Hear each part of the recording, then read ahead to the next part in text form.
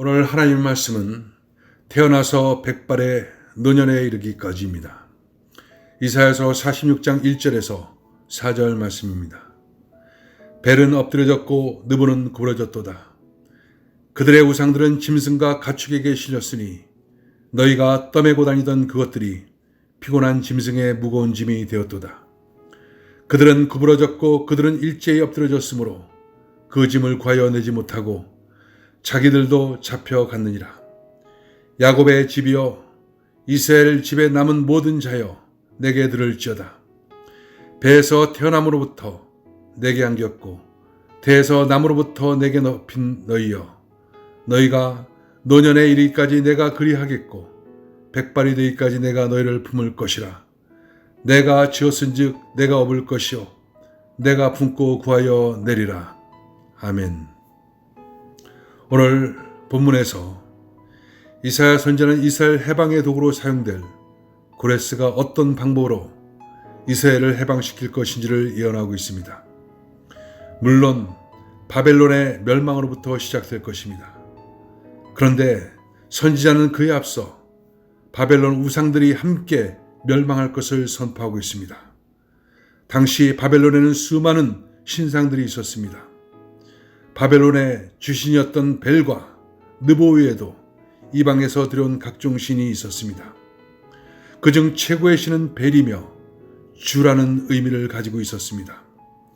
이 신은 바벨론 최고의 신전에 모셔져 있었고 온 백성들의 숭배를 받았습니다. 느보 또한 벨의 아들이며 학문을 주관하는 신으로 숭배되었습니다. 오늘 본문엔 바벨론의 이 우상들이 아무것도 아니라고 합니다. 1절에 벨은 엎드려졌고 느보는 구부러졌도다. 그들의 우상들은 짐승과 가축에게 실렸으니 너희가 떠매고 다니는 그것들이 피곤한 짐승의 무거운 짐이 되었도다. 당시 바벨론의 우상들은 매우 귀한 대접을 받았습니다. 경배의 대상이었으며 화려한 축제, 그 모든 것이 신상을 위한 바벨론인들의 헌신이었습니다. 그러나 바벨론이 무너질 때 이들 우상들은 아무런 역할도 하지 못했습니다. 결국 우상들은 바벨론의 멸망과 더불어 정복자의 손에 끌려갔을 뿐입니다. 그들은 엎드려지고 무너지는 무능력자들입니다. 그런데 왜 이사야 선지자는 이 말씀을 하고 있는 것일까요? 앞으로 선민들이 바벨론에 잡혀갈 것입니다. 바벨론에 가니까 벨이라는 신과 느보라는 신을 섬기고 있습니다. 어쨌든 이 신들이 있었기 때문에 그들은 강했고 그들의 화려한 운명이 바로 벨과 느보를 섬기고 있었기 때문에 그럴 것이라고 이스라엘 백성들은 생각할 수가 있었을 것입니다. 그래서 선지자는 하나님의 마음을 담아 우상을 숭배하지 말라고 지금 말씀을 하고 있는 것입니다.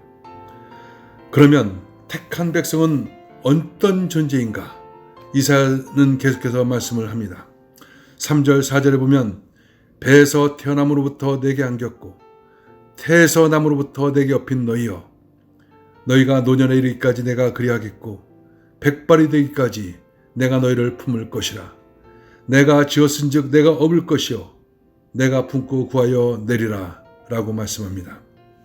이 말씀은 택한 백성의 삶에 대해 하나님께서 완전한 주체가 되어주신다는 약속입니다. 서민인 이스라엘이 이 세상에 태어날 때 하나님께서 안으시고 업으셨다는 것입니다. 하나님이 지었은즉 처음에 태어날 때부터 업고 안고 품고 하시다가 백발이 되고 죽을 때까지 안고 계시겠다는 것입니다.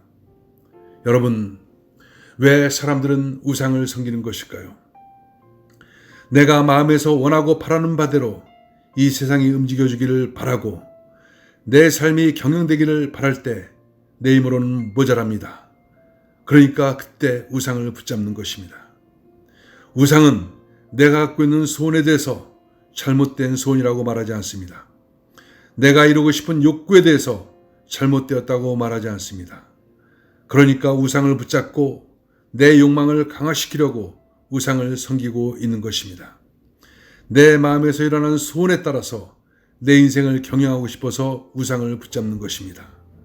그렇다면 여러분, 진짜 하나님의 자녀는 어떤 사람들입니까? 내가 마음에서 일하는 소원을 따라서 내 인생을 경영해야 하는 무거운 짐을 지고 사는 사람들이 아닙니다. 그래서 주님께서 말씀하셨습니다. 수고하고 무거운 짐진 자들아, 다 내게로 와, 내가 너희를 쉬게 하리라. 수고하고 무거운 짐이 뭐겠습니까? 내가 내 인생을 경영하고 내 인생과 가정을 책임지고 내가 맡고 있는 직장의 일들을 내가 잘해야 된다고 생각하면서 끌고 가는 것, 다 짐이란 것입니다. 그러면 주님이 원하시는 게 뭡니까?